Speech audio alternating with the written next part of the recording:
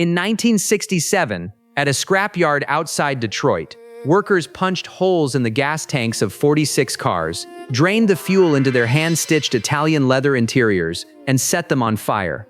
Every one of those cars had spent the previous 3 years being driven, loved, and talked about by ordinary American families. Every one of them ran on a jet engine.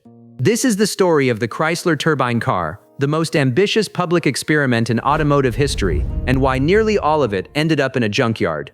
Chrysler's turbine research didn't start in the 60s. It started in the late 1930s, led by an engineer named George Hubner, who spent years chasing an idea that seemed almost absurd for a road car: an engine with a fraction of the moving parts of a normal piston engine, capable of running on nearly any combustible fuel you could pour into it. Through the 1950s, Chrysler quietly tested that idea in the real world. In 1956, a turbine-powered Plymouth drove from New York to Los Angeles under its own power. By 1962, the company had sent turbine-powered cars on cross-country demonstration runs multiple times, and in February of that year, Chrysler took a small fleet on a tour through 90 cities across North America, Europe, and Mexico, giving free rides to nearly 14,000 people. The response convinced Chrysler to try something no car company had ever attempted at this scale.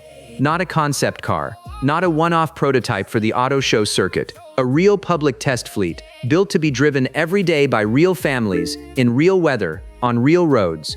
Chrysler commissioned the Italian design house Carrozzeria Ghia to build the bodies. A sleek two-door hardtop coupe, finished in a deep bronze color the company simply called Turbine Bronze, topped with a black vinyl roof and wheel covers styled to look like jet turbine blades.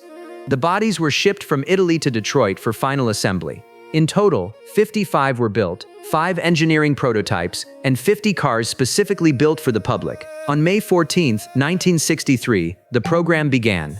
Chrysler selected 203 drivers across 133 cities. Ordinary customers, not celebrities, not engineers, just regular Americans who applied and were chosen. Each one got to keep a turbine car for 3 months, completely free to drive. The only cost to them was fuel, and driving one was unlike anything else on the road. There was no engine roar, just a smooth, rising jet-like whine. There was almost no vibration, because a turbine has a fraction of the moving parts of a piston engine. Oil changes weren't really a concern. The engine barely needed conventional lubrication the way a normal V8 did. And because a turbine will burn almost anything flammable, Chrysler leaned into that as a publicity angle. Reports from the era described the cars being demonstrated running on diesel, on kerosene, even on tequila and perfume in a couple of memorable publicity stunts, just to prove the engine genuinely didn't care what you fed it. But living with one day-to-day revealed real problems. Starting the car required an 8-step procedure that confused plenty of drivers used to simply turning a key. Acceleration off the line was underwhelming. Turbines build power differently than piston engines do, and it showed.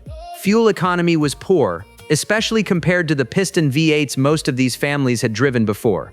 At high altitude, some owners reported the cars struggled to perform at all. The feedback Chrysler collected was genuinely mixed. Families loved the smoothness and the novelty, but the day-to-day compromises were real. Still, the program was a publicity triumph. 2 of the cars appeared at the 1964 New York World's Fair, giving rides to fairgoers standing in line to experience what felt, for a moment, like the actual future of the automobile.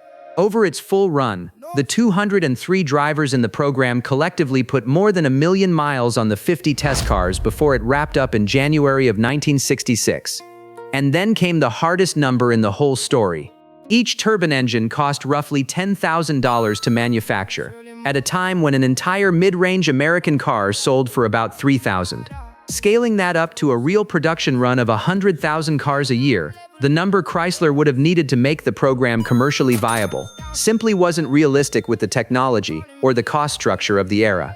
The turbine car wasn't going to become a real product. Chrysler knew it. So the question became, what do you do with 55 hand-built cars that were never meant to exist as a commercial product in the first place? For decades, one story circulated to explain what happened next: that Chrysler destroyed the cars specifically to avoid paying import duties on the Italian-built bodies. It's a clean, cynical explanation. It's also not true. The tariff on the cars would have added up to a few $100s each, a rounding error compared to the millions Chrysler had already spent on the entire turbine program. The real reasons were more mundane, and in a way, more honest. These were hand-built prototypes with no dealer support network anywhere in the country. Ordinary mechanics had no training and no parts to service them. If one of these cars ended up in an accident, or broke down on a used car lot, or got resold with a mismatched engine swapped in, it would become a liability Chrysler had no way to manage, and a PR risk for a technology the company still hoped to develop further. In 1967, most of the surviving fleet was sent to a scrapyard near the Detroit airport. 45 cars were destroyed there, and a 46th was used to simulate a head-on collision to study what would happen to a turbine engine in a real crash. The destruction was filmed, reportedly to prove to Chrysler's own leadership and to the outside world that the cars were genuinely gone. Of the 55 ever built, only 9 survive today. Chrysler kept a small number for its own historical archives. 6 were donated to museums, including the Smithsonian, the Henry Ford Museum, and the museum now known as the Peterson. 1 eventually made its way into the private collection of comedian and lifelong car enthusiast Jay Leno, who still starts his and drives it. Chrysler's turbine research didn't actually end with the Ghia cars. The company kept developing new generations of the engine for another 16 years, testing it in pickup trucks and other vehicles well into the 1970s. It finally came to a stop in 1979, not because the engineering failed, but because of the terms attached to a federal loan Chrysler needed just to survive that year's financial crisis. On top of tightening emissions regulations and fuel economy standards the turbine could never quite meet. Nearly 60 years later, the Chrysler Turbine Car remains one of the boldest experiments any car company has ever run, an entire alternate version of the automobile, tested for real, by real families, and then almost erased on purpose. Do you think turbine-powered cars could have ever become practical for everyday driving with more time and investment? Or was gasoline always going to win in the end? Let me know what you think in the comments.